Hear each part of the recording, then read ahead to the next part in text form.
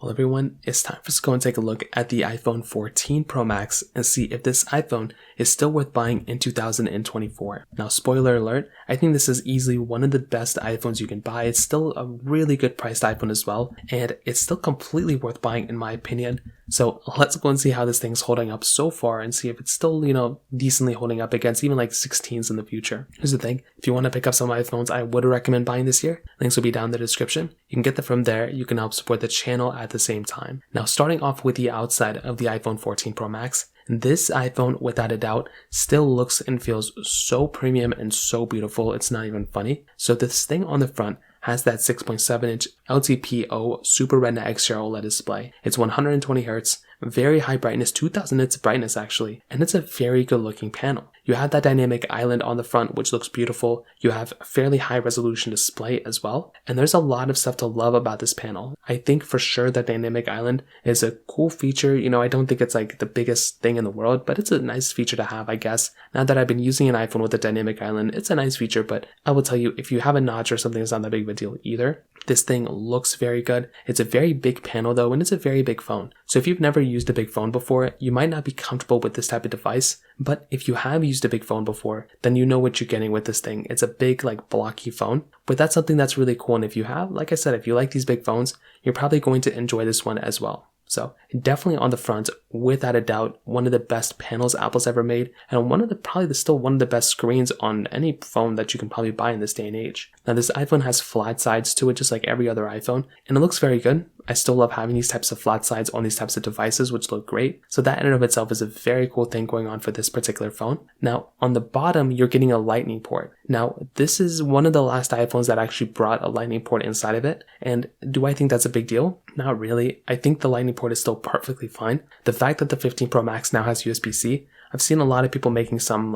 kind of complaints and stuff, but I genuinely don't think it's really even that big of a deal. And if you have something like an iPhone 15 Pro Max, then that's great. But if you have an iPhone that still has a lightning port, I think that's perfectly fine as well. And I don't really think it's that massive of a deal if you have something like this. On the backside, you're getting your frosted glass back, which looks very good. You're getting your triple camera setup with a LiDAR sensor, which is still very good. We'll talk about that in a second. In the middle of this phone, you're getting your MagSafe capability. You're getting IP certification, wireless charging, lots and lots of good stuff on this particular phone, which I'm very happy about. And this is without a doubt a very, very good phone in pretty much every single way on the exterior. Some other things I would say from the pricing strategy though, the price point of this phone, the fact that it has been out for almost 2 years now, well, it's going to be 2 years later this year, this phone has gone down in value quite a bit in the used market. So this is something that's really good, because if you buy a phone like this, you can just go ahead and kind of purchase this device and still get it for a much cheaper value in the used market than you can in the brand new market. So buying an iPhone 14 Pro Max in the used market is a very good deal, and I definitely do think that if you're going to purchase a device, these types of things in the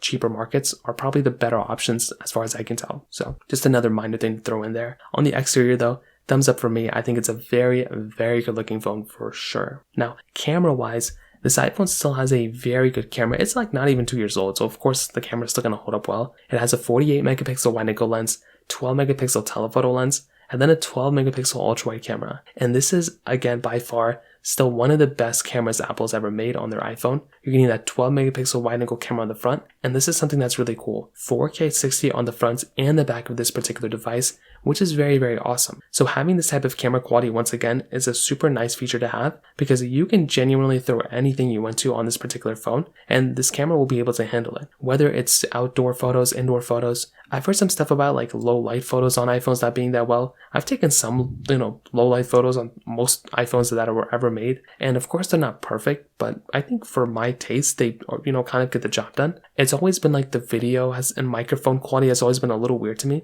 but I do think that a phone like this is very good, and it's still completely worth buying for sure. There's really not that much to complain about, and unlike some other phones and social media apps like Snapchat and TikTok and Instagram, these cameras, they utilize the full cameras in these types of devices, so you're still getting a very good camera quality from that perspective on this type of device too, which is genuinely very awesome. So without a doubt, what I'll definitely tell you is the iPhone 15 Pro Max with the iPhone 14 Pro Max, without a doubt, is giving me a thumbs up in the camera department for sure. It still holds up very, very well from pretty much every single way that I've seen it. So that kind of covers it up here as well. Now, in terms of the software longevity, I will tell you this phone is still, it's pretty much one of the best iPhones you can buy from a software standpoint. It's going to be supported for a long period of time. So once again, you're not really missing out on anything from the software standpoint, and it's still going to be an iPhone that you can buy today, and it's still going to be supported with software like 4 or 5 years from now. So this iPhone's pretty much just getting started. It's really only gotten one software update, so even from that perspective, you're really not missing out on anything either. So that's something I love about these phones, is that you can just buy them today, and they're going to be supported for tons and tons of years. So without a doubt, this is going to be a very good feature and a very good,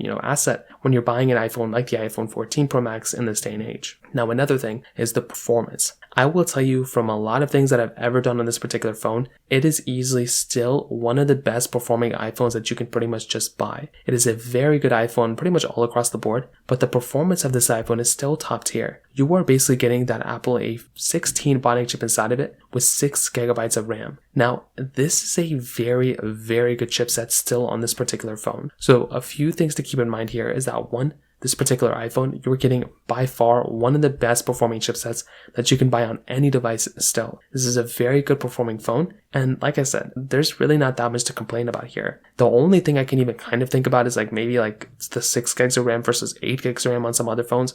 Some phones even have 12 and 16 gigabytes of RAM, but because it's on an iPhone, this operating system is so optimized on this, specific device that you're genuinely getting a very well built and a very good phone across the board on this particular device. So that is something I actually love a lot on this particular phone, is that you can buy this phone today and, it's going to be giving you some of the best performance you can probably get on any device out there. Now, some other things, again, if you're comparing this against something like the iPhone, 15 Pro Max, it's almost identically the same type of performance. You're not really going to notice massive differences here. If you're comparing it against something like the iPhone, 12 Pro Max, this phone is definitely going to be giving you a much faster experience. But I do think from the 13, 14, and 15s in terms of performance, there weren't really these massive gains in performance. Of course, there were some differences with the Pro chips, but I really didn't even think it was a massive big deal or anything like that. There were other reasons why these phones were better, but the performance of the 14 Pro Max is very good and easily still one of my favorite performing iPhones out there without a doubt. And the battery life on these iPhones